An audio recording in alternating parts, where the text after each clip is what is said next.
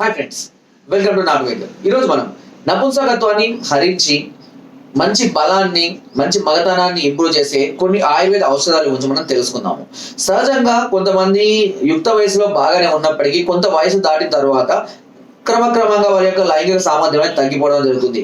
కొంతమందిలో హార్మోన్స్ లోపం వల్ల మొదటి నుంచి కూడా నపుంసకత్వ ఛాయలు కనబడుతూ ఉంటాయి. అంటే అంగం సరిగా స్తంభించకపోవడం, గట్టిపడకపోవడాలు, లేదా గట్టిపడ వెంటనే మెత్తబడిపోవడాలు, శీఘ్రస్ఖలనము, ఇలాంటి కొన్ని సమస్యలని సహజంగా వారి యొక్క బలహీన ఏంద్ర నువ్వు ఇంత బలహీనంగా ఉన్నావని చాలా మంది అంటారు. ఏంద్ర ఇంత వీక్ గా ఉన్నావు ఏందని అంటారు.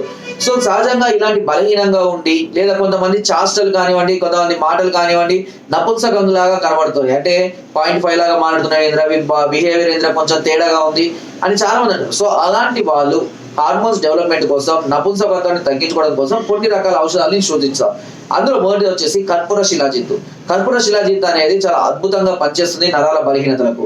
దీనిని ప్రతిరోజు తేనెలో కానీ పాలలో కానీ తీసుకుంటూ ఉన్నట్లయితే మంచి నరాల బలాన్ని కలిగిస్తుంది, అంటే మొగతనాన్ని కూడా మంచిగా ఇంప్రూవ్ చేస్తుంది. ద్రాక్షారిష్ట కూడా చాలా అద్భుతమైన సిరప్ ఇది.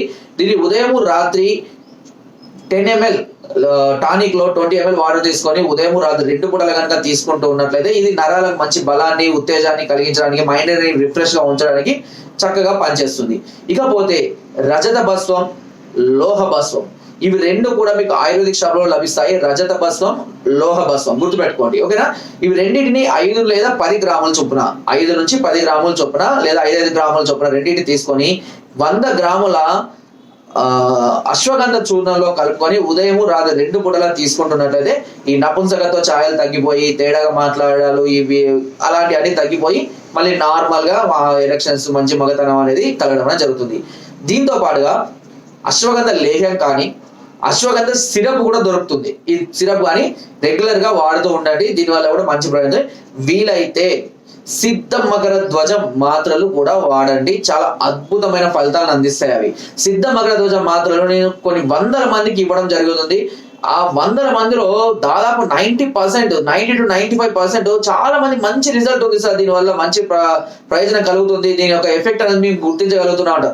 మాత్రాలు ఎప్పుడైనా సరే పాలతో తీసుకోవాలి. పాలతో తీసుకున్నప్పుడే దాని ప్రభావం అనేది చాలా ఎఫెక్టివ్ ఉంది. ఎందుకంటే సిద్ధమగ shilajit gold and pearl combination లో రావడం జరుగుతుంది.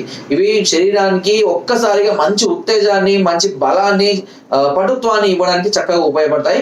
వీటిని కనుక నేను చెప్పినట్టుగా వాడుకున్నట్లయితే మీకు ఈ మగధనం అనేది క్రమక్రమంగా రెట్టింపు అవుతూ వస్తుంది.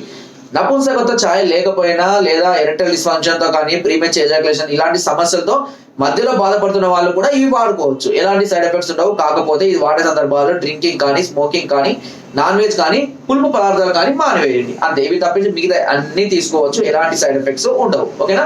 సో ఇవి కాక ఇంకా మరే ఇతర సమస్యలతో కనుక మీరు దీర్ఘకాలికంగా బాధపడుతున్నట్లయితే తప్పకుండా ట్రీట్మెంట్ తీసుకుందాము అనుకుంటే కనుక మమ్మల్ని సంప్రదించవచ్చు. దీని కొరకు పైన స్క్రోల్ నెంబర్స్ కి ఫోన్ ద్వారా, లేదా వాట్సాప్ ద్వారా, లేదా కింద డిస్క్రిప్షన్ ఉన్న మా యొక్క అడ్రస్ కూడా నేరుగా వచ్చి మమ్మల్ని సంప్రదించి మీ అన్ని రకాల సమస్యలకు సలహాలని, సూచనలు, మెడిసిన్స్ పొందొచ్చు. రాలేని పరిస్థితిలో ఉంటే కొరియర్ ద్వారా కూడా మెడిసిన్ తెప్పించుకునే అవకాశం నాట్ వేర్ ఛానల్ మీకు మొదటి నుంచి అందిస్తుంది. నా వీడియో కనుక మీకు నచ్చినట్లయితే ఒక లైక్ చేయండి, షేర్ చేయండి. మరెన్నో ఇలాంటి అద్భుతమైన వీడియోస్ కోసం నా ఛానల్ ని సబ్స్క్రైబ్ చేయడం మాత్రం మర్చిపోకండి. Thank you.